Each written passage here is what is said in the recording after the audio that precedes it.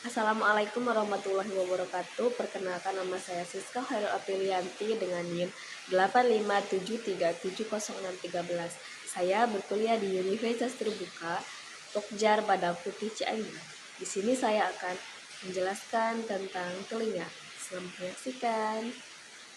Nah, ini adalah gambar struktur dari dalam telinga, di mana di sini ada yang pertama daun telinga. Daun telinga ini adalah bagian yang paling luar. Nah, di sini daun telinga itu bisa juga disebut dengan vena. Nah, daun telinga dengan bentuknya yang unik merupakan pintu masuk atau awal dari proses mendengar. Berfungsi menangkap gelombang suara dari lingkungan sekitar, lalu menghantarkannya ke liang telinga. Di sini ada liang telinga. Setelah suara masuk ke liang telinga, gelombang suara akan mencapai gendang telinga. Nah, akan masuk ke sini dan diteruskan ke telinga tengah untuk diproses yang lebih lanjut. Nah, ini adalah bagian-bagian dari telinga tengah, gendang telinga. Nah, gendang telinga ini memiliki 3 tulang di dalamnya. Yang pertama itu adalah tulang martil. Di sini tulang martil bisa juga disebut dari tulang palu yang terhubung langsung dengan gendang telinga di satu sisi dan tulang landasan. Nah, yang terhubung dengan dua gendang lagi, dua tulang lagi.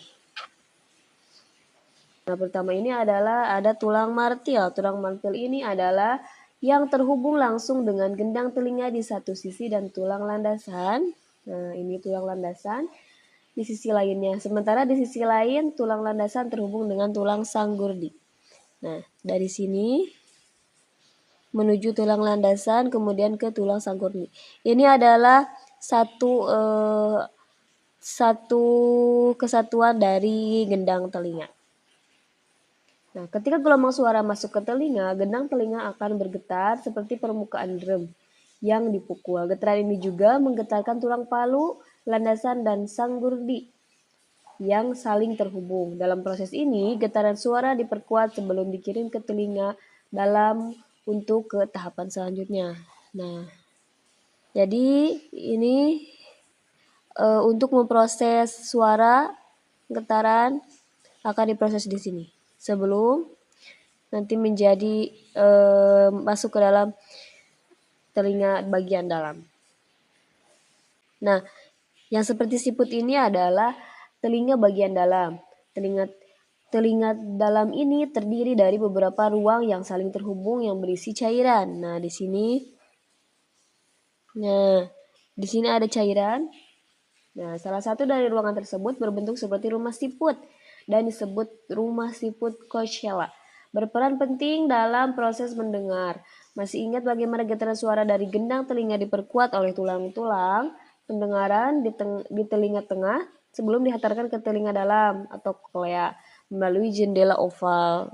Nah, dari sini. Nah, di dalam koklea terdapat sel-sel sensorik yang disebut sel-sel rambut yang mengubah getaran menjadi impuls listrik.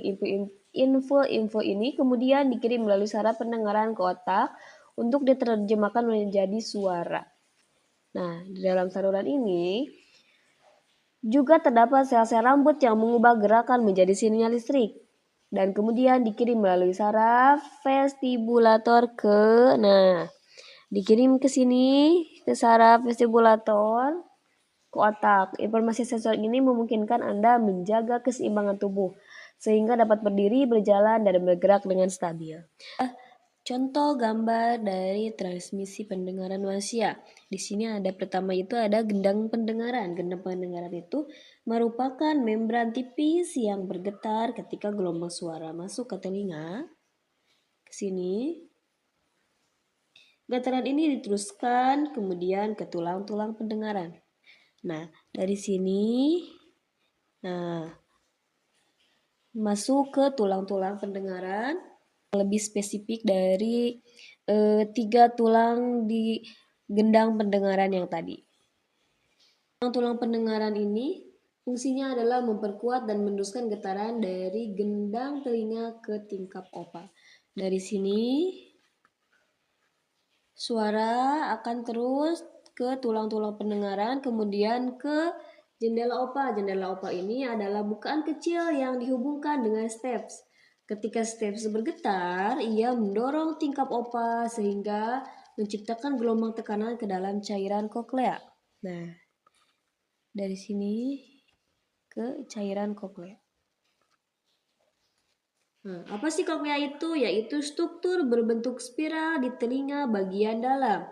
Berisi sel rambut, hair cell yang mengubah getaran mekanis menjadi sinyal listrik. Nah, dari sini ke sini.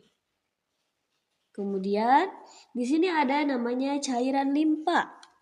Nah, cairan limpa ini mengisi rongga di dalam koklea. Gelombang tekanan pada cairan ini menggerakkan sel rambut sehingga menghasilkan info saraf yang kemudian dikirim ke otak melalui saraf pendengaran.